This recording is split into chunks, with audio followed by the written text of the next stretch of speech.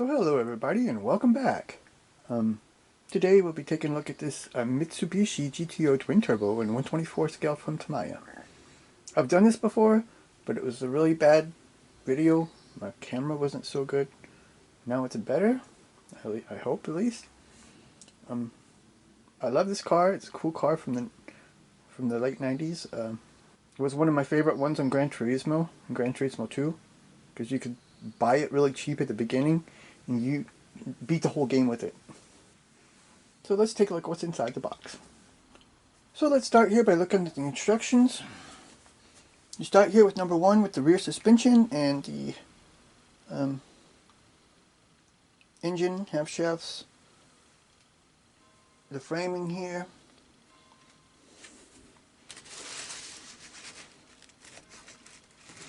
Number 2, you put it onto the chassis.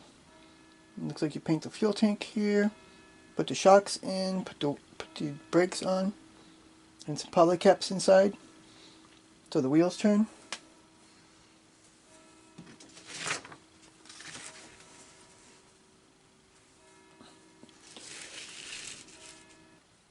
Then here you put the front on with the box here, the half shafts, also some painting instructions here.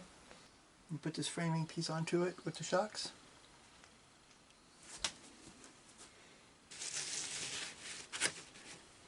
Then you have the rear brake discs.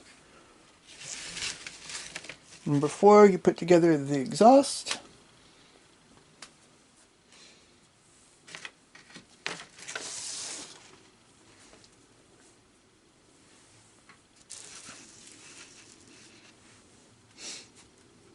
Number 5, put the exhaust in. Put this drive shaft piece here. You put the wheels on. The wheels and tires. Number 6, you're working on the interior. You have the dashboard and steering column and steering wheel. Here's the middle console. You can do a left-hand drive or a right-hand drive. So you have an option there. I will probably do the left, because I'm American and we always drive on the left. Then here, number 7, we have the pedals, left or right. You can choose the seats. Put the middle console in with the dashboard, and then put them into the car.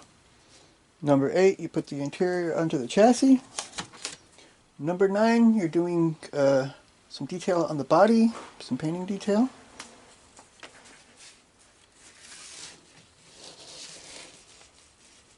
Number 10, we're putting in the windshield. You also have, if there's a right hand or left hand, the windshield wipers go a different way. And put the mirror on as well, the rear view mirror. And put the glass inside.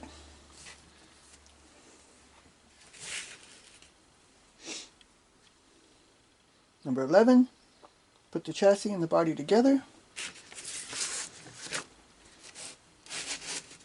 Number 12, put the side view mirrors on, the headlights, the signals here, the fog lights, and the plate for the license plate.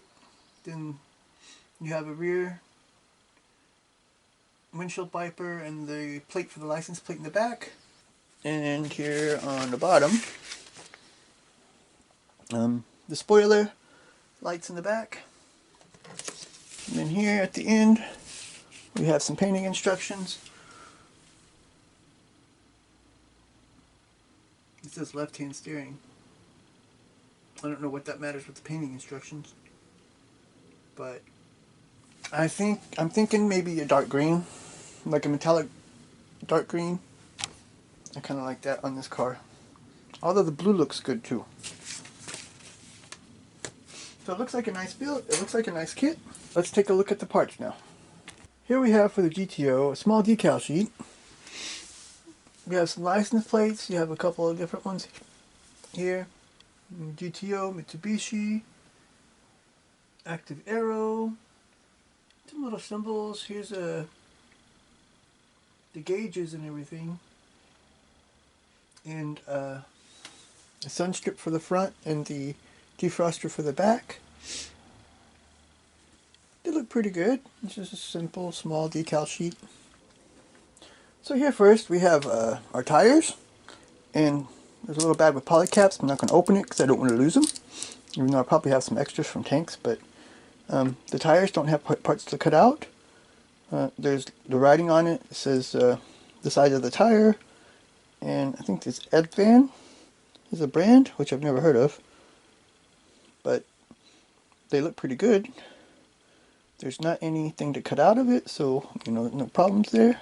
Good looking tires. So here we have the body. You see, it's molded in red plastic. I'm not going to keep it that way. It's really clean. There's no pin marks on the inside really. It's probably slide molded, I would think. I mean, there's some writing there on the roof, but that doesn't matter. I'm not going to see it. No flash. Really nice clean molding.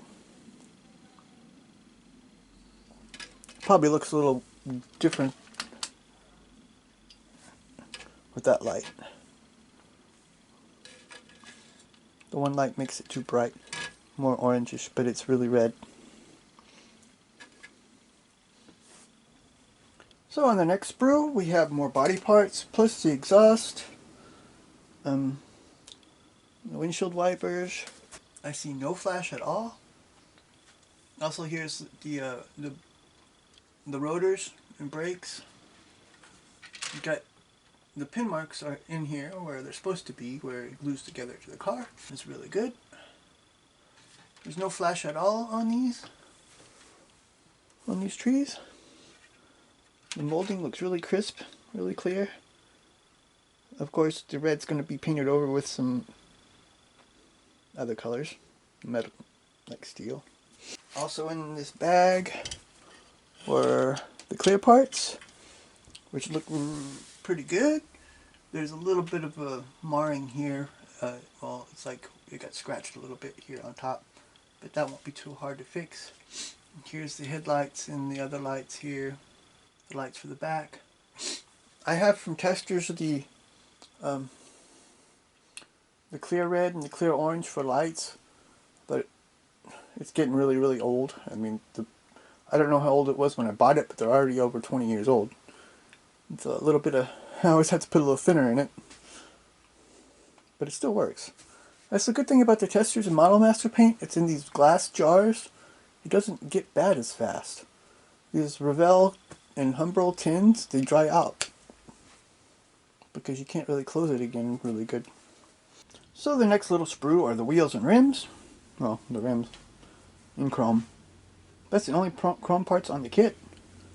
You have, well, the pieces for the side view mirrors and the rims. The rims look good, but the side view mirrors, they're not really shiny like the rims are. Should be more glassy looking. And you see the chrome's not extended all the way inside, which it's not such a big problem. You're not going to really see it anyways. So the last two trees are molded in this gray plastic. Here you have the interior piece. This is the rear suspension, or the rear framing. And then you have parts of the drivetrain, parts of the steering, motor, transmission. Here's the other frame for the front, the dashboard, and the center console, and the parking brake. There's no flash at all.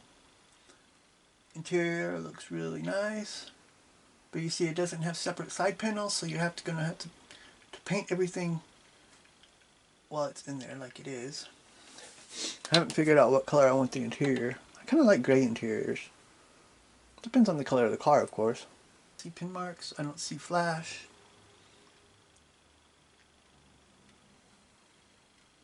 Pin marks are, when there's pin marks, they're in places where they're not going to make any difference. The molding looks so clean. The dashboard looks good. You have all the gauges in here and everything.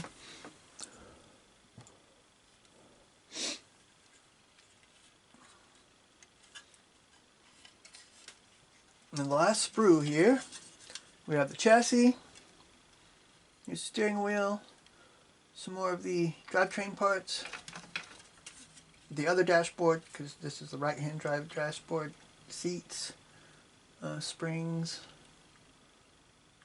more of the drivetrain, like I said. You can see the detail in here with the oil pan and everything. I really don't see pin marks, no flash at all on any of the kit. You see this part's molded in here, so it's going to take a little care in painting it. I'd probably do the, the underside in a semi-gloss black, but that would be anthracite, something like that. So this looks like a really great molding. It's one of my favorite cars, so I'm glad that it looks like it'll turn out good. Of course, it depends on the work I put into it. Something else came with the kit, and that's this honey yellow mat from Amazing Art. I don't know. I don't really know what it's supposed to be for. It won't be for the body. Although, it would look good on the body, like a yellow color. And you could paint it matte and then put a gloss coat on it. Might have to try that. Because yellow would be nice too. Either like a yellow or a green. That's the two colors that were the choice in Gran Turismo. And I kind of want to build it in that way. But on Gran Turismo also, you could put the decals on it for like a racing car. Sponsor decals and stuff. I love that game. I remember Gran Turismo 2 came out. I played it for like 4 days straight. I don't really know this brand Amazing Art, so we'll have to try this out on the model then. In my next video, we'll be taking a look at something it's probably quite a bit worse than the P38 from Academy, and this is this AH1G Huey Cobra from Academy Minicraft. I do have another example of a model like this, and that is the JU87D that I have. It's a really old kit from Revell, and this is a really old kit from Academy. I think the P38J from Academy is going to be 1,000 times better, even with its problems, as this one will be. But we'll take a look at it next time and see how it's going to be. Thanks for watching, and please like and subscribe. Until next time.